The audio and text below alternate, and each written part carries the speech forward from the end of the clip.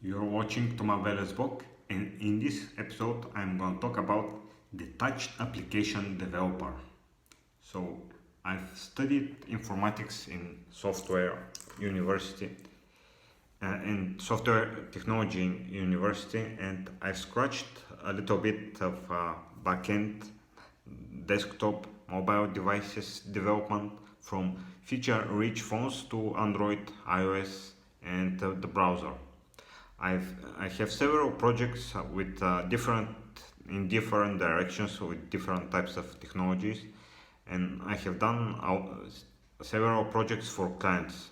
So in year 2018, I've participated in three projects for clients that I've learned fast the new stuff that I was missing at that moment because I was doing several personal projects with my current know-how at that time. So I've learned fast the new technologies, and I had experience over the years with optimizing search structure algorithm and the layer of storing data. So I could say I'm a software developer, but after scratching several things outside of software development, I'm not so sure anymore.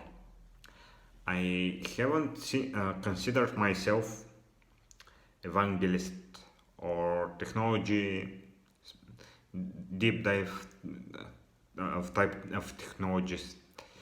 I'm able to understand, learn, and code with any new or old technology. I've seen, I've needed if I've needed to, but I don't see it like a fetish to, at least for not anymore, to see something cool running or working. I scratched Angular, PhoneGap, React Native, PHP libraries, several Java frameworks from Enterprise Java Beans, Java Server Faces with Prime Faces, Google Web Toolkit within different models of Spring Framework, Footer technology, Footer Framework, and many more. I've published several products, applications with several of these technologies, and with some of them, I have only in-house prototypes. And in the end, it doesn't matter the technology stack, but the number of people the end product has reached. So I learned a little bit of marketing besides logic and engineering, and I went through the self-development stairway, psychology, philosophy, finances. Right now, I see technology as a tool without attaching too much myself to the features of it gives. The technology libraries don't matter if nobody uses the software and the hardware. If there are enough people that start using a product or a service, it could get revenue, sufficient revenue, if someone's willing to pay. So the tech stack could be figured out at a runtime or later. The software and the hardware optimizations with A/B testing, with tech talent that chooses the appropriate libraries and that fits the scale of the application or the needs of the users. The problem is many of these advanced optimizations that make sense after getting at a big scale are only good at that scale. They need to be tested if they are truly optimizations. And if you are in the beginning with small scale, you cannot really test with confidence any high profile code, library, or framework. Every non totally shitty code will perform relatively okay at the beginning. And if you over engineer the logic, you waste a lot of time for code that will not reach people if the product sucks at the end because of user experience or marketing code or advertisements.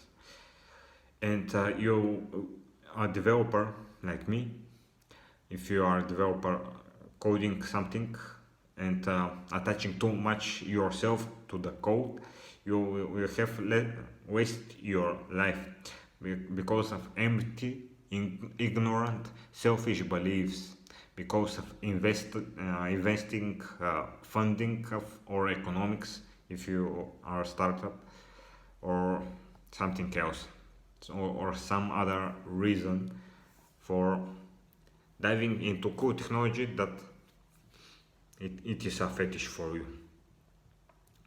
To become big, you need all the stuff integrated into a product or a service that has nothing to do with the software or hardware itself. Even if the client is again software developers or companies, even if the software code, even if the software is about code, engineering or something else that is considered nerdy, it doesn't matter.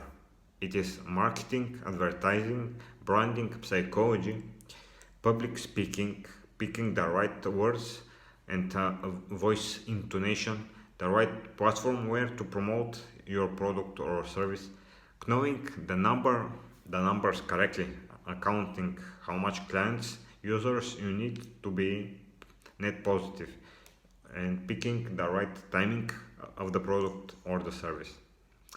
Having the correct business partners also is a key.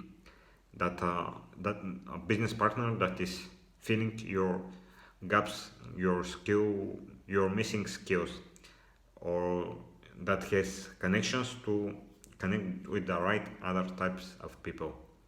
All these factors that should and must be taken into account when or if you start a business or start developing something on your own. It will help you have the full picture. At the same time, if you don't know all the answers, even I right now don't know them all, if you don't know all the answers, you should not be discouraged not to try that at all. Like software development, everything even beyond the source code is doing the work, having some minimal viable product, run it, see the results, publish it to the world, get feedback. If nobody is getting feedback, modify, rerun, and see the results again. And sometimes even rewrite from scratch are a good idea, or abandoning some product or migrating to something new. So you should not be discouraged to not try, but you must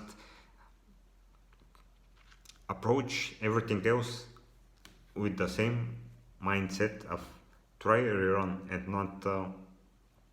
not stick to the right ones and not modify your approach.